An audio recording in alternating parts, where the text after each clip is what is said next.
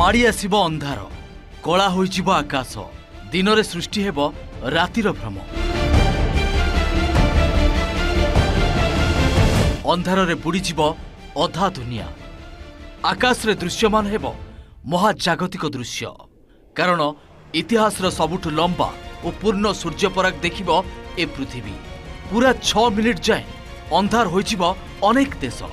August 2 तारिख रे देखाजिब एभली दुर्लभ सूर्यपराग हेले 2025 अगस्ट 2 नुहे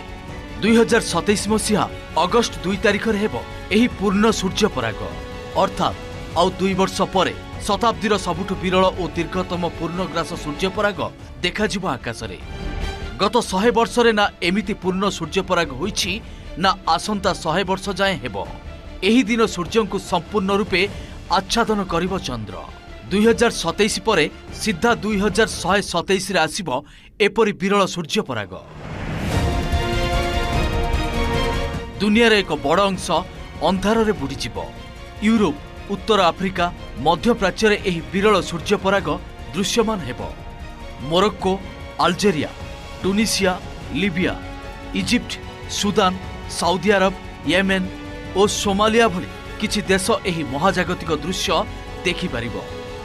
6 मिनिट 23 सेकेंड जाए सूर्यपराग रहिबो हेले भारत रे एहा दृश्यमान हेबो नाही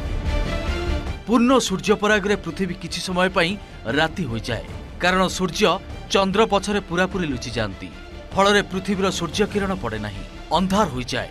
6 मिनिट रु अधिक समय धरी एही सूर्यपराग नजर आसी पारे बोली कहउछंती एस्ट्रोनोमर।